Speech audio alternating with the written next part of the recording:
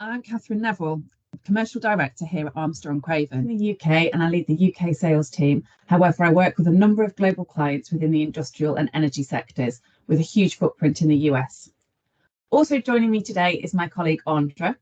Andra is a US-based client partner with Armstrong Craven, and together we're going to be discussing the Green Skills Revolution and the Inflation Reduction Act. Andra, do you want to introduce yourself and then explain to us exactly what the IR Act is? Sure. Thanks, Kath. My name is Andra Patey, and I work for Armstrong Craven, and I'm based out of the U.S. market, helping companies and organizations across various sectors. The Inflation Reduction Act is a U.S. federal law which aims to lower inflation by reducing the federal deficit, lowering prescription drug prices, and investing in domestic energy. The act, which includes a $370 billion investment and $300 billion in deficit reduction, aims to lower energy costs, accelerate private investments in clean energy solutions, and create new economic opportunities for workers. Big companies will face higher tax prices due to the act, but they can take advantage of tax breaks related to clean energy to boost energy reduction production, reduce healthcare costs, and reduce deficits.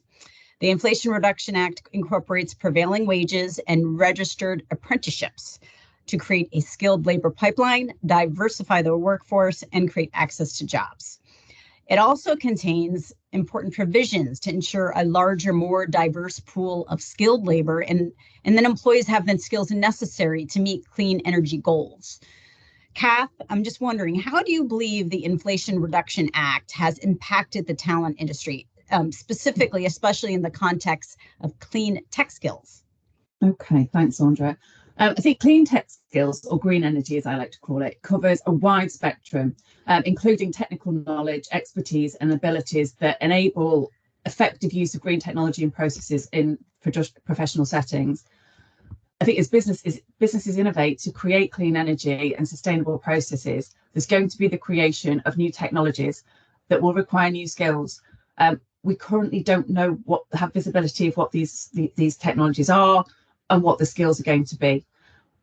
But we don't necessarily understand what they are, and we don't have, we may never have even heard of them. Green skills across the US at the moment certainly aren't growing as fast as green jobs, and this is impacting across every single state.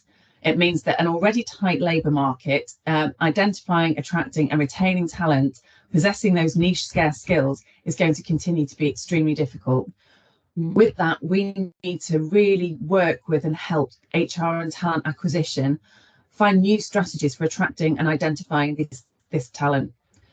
Andra, a question for you. What are you hearing in the US about the impact of the Act from clients, and how are they dealing with that? Good question.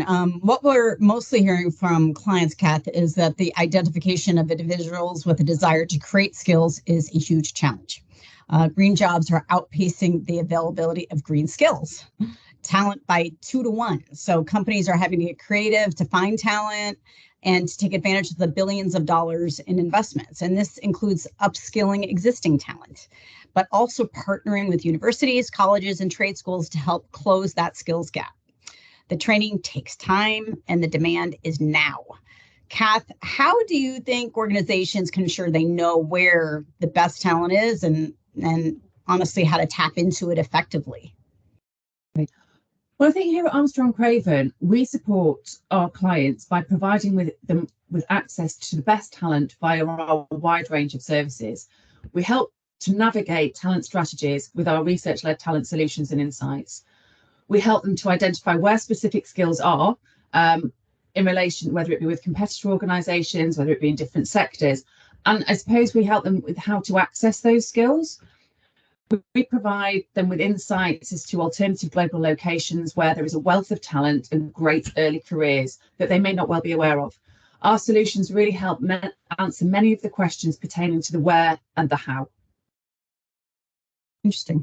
Do you think maybe, Kath, we're in this, we're in this space and you're really great at it. Could you maybe provide an example of a successful project you've led at Armstrong relating to finding how hard to reach talent is and how Armstrong Craven successfully achieved it? Yeah, been working within this sector for the last 7 years, and I can give you a couple of examples that spring to mind that are recent projects. As I mentioned, we specialise in finding that hard to reach talent, and our clients continue to come back to us because of our research-based approach.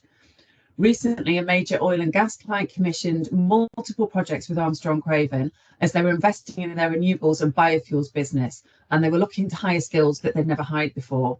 Now, huge apologies because I always pronounce these wrong. Okay, they were looking for us to support them with the identification of fungal geneticists, enzymologists, and agronomists. Now, these are skills that they'd never previously hired. They had no idea really where to go, or they thought that they may know some areas, but they needed to cast the net wider. So Armstrong Craven created a project that would analyse the profiles of individuals, where these skills were, identify organisations where these skills could be found, build out teams with these skills in. And then what we did was we created talent maps that we were then able to pass over to our clients. And these maps listed the names of those individuals with additional skills in terms of years of experience, qualifications, and other information that we were able to find within the public domain. Our client was then able to engage with that talent, and that then helped them to execute their strategy in building out these particular areas. Not all of the projects that we work on and not all of our clients want to make a placement. Often people want to understand the talent landscape a little bit more. A client recently came to us who were looking to move into new geographies. Again, they were an energy client within the renewable space. They wanted to understand compensation and remuneration for some very senior level roles because they'd not been in these geographies previously and they didn't have the access to the capability to do the research themselves. So Armstrong Craven's Insight and Talent Analytics team designed a project that combined desk research with primary insights to help identify. And what we did was we helped to identify relevant individuals holding those roles within country that we would need to engage with to answer some of the questions that our client needed answering, that our client was asking.